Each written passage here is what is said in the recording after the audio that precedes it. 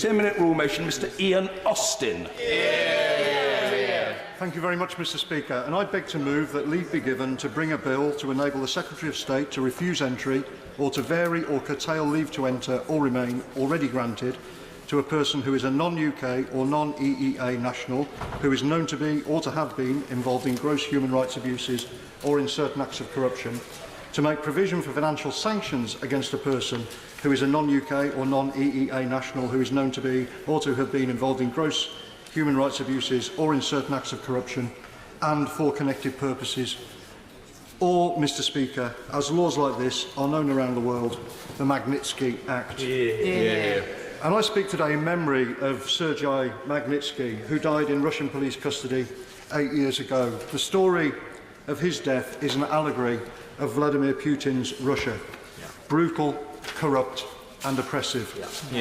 Vladimir Putin and Sergei Magnitsky could not have been more different. Putin is an unreconstructed KGB thug and gangster who loots his country and murders his opponents in Russia and here, as we know, on the streets of London as well. Sergei Magnitsky was a brave and incorruptible accountant and lawyer who was arrested, detained in squalid, often freezing prisons, tortured and denied medical attention. After a year, on November the 16th, 2009, he was beaten by 8 riot guards in a Moscow prison as he was chained to a bed until he died at the age of 37, leaving his wife and 2 children.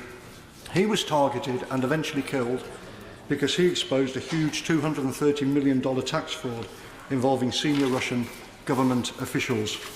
The United States, Canada, Estonia and Lithuania have passed legislation imposing visa bans and asset freezes on those people who were responsible for his terrible fate, and also on those responsible for similar appalling crimes and abuses of human rights and acts of corruption elsewhere. The American Magnitsky Act, for example, was a bipartisan bill introduced by Senator John McCain and was passed in 2012 by 92 votes to 4 in the Senate and with 90% of members of the House of Representatives. Similar legislation is under development in South Africa, France, Ukraine and Gibraltar. These pieces of legislation make use of 2 modes of punishing these corrupt officials and organised criminals: asset bans and asset freezes and travel bans.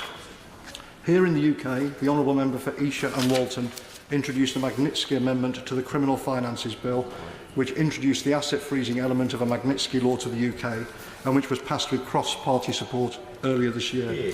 But there is still no legislation that deals with visa bans for human rights violators, and so far no assets have been frozen. So my proposals would go much further and give the government powers to sanction individuals found guilty of corruption and human rights abuse, with visa bans, asset freezes and public placement on a list of banned foreign criminals. Now, Magnitsky was arrested, tortured and killed by the people responsible for the crime that he was investigating. In a terrible reminder of the Stalin era, there was then a posthumous show trial in which he was tried and convicted of the very tax fraud that he had been killed for investigating. The comparisons between Putin's brutal kleptocracy and communist-era brutality don't end there, Mr Speaker.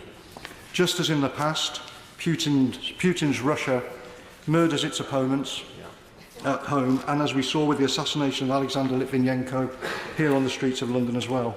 The Memorial Human Rights Centre, the most respected human rights organisation in Russia, recently published its annual report about political prisoners, showing there are 117 people in Russian prisons today for no other reason than their opposition to the current government. To put that in context, in his 1975 Nobel lecture, Andrei Sakharov listed 126 prisoners of conscience in the then USSR. Just as in the Soviet era, there is censorship and government-driven propaganda in all the major media outlets, not just in Russia, but here in the West, in the UK too, with outlets like RT and Sputnik. Just as in the Soviet era, there are no free and fair elections, and opponents of the government are routinely and publicly denounced as enemies, traitors and foreign agents. But as Vladimir Kara-Murza, the Vice Chair of Open Russia, which promotes civil society and democracy in Russia, explained to me, for all these parallels, there is one major difference. Members of the Soviet Politburo were not able to hide their money in Western banks, send their children to study in Western schools, buy expensive property across London and the home counties. That is exactly what the people running Russia today are doing. They steal in Russia and they spend in the West. There is no doubt that London is one of the main destinations for money looted from Russia and elsewhere. Huge sums of the money stolen in the tax fraud Magnitsky was investigating were subsequently laundered out of Russia.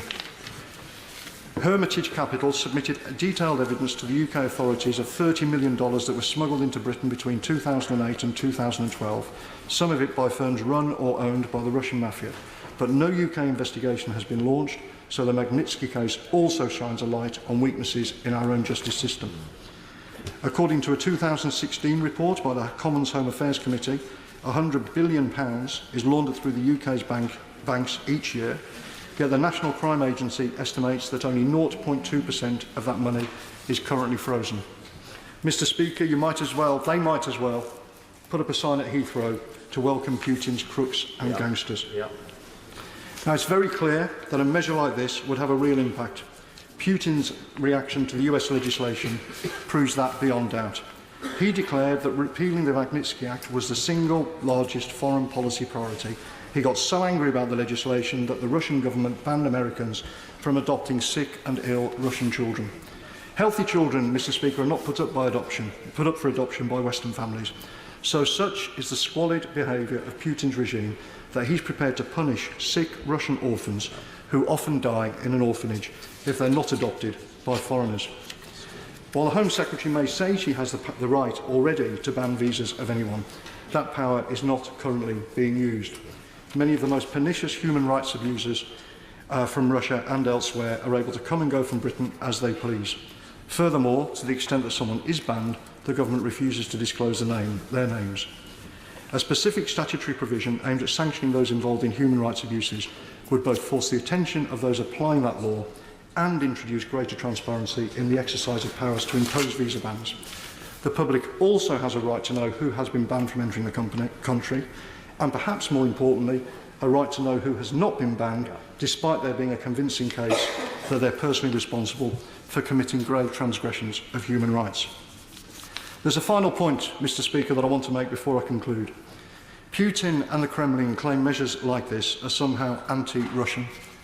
Nothing could be further from the truth. The late Boris Nemtsov said the opposite. He called it the most pro-Russian law ever passed in a foreign country. A law like this is not aimed at the Russian people. It's aimed at those who murder Russian people and steal from Russian people. And we should be very clear that there's a world of difference between the Russian people and their country on the one hand and the kleptocratic authoritarian dictatorship that misrules it on the other.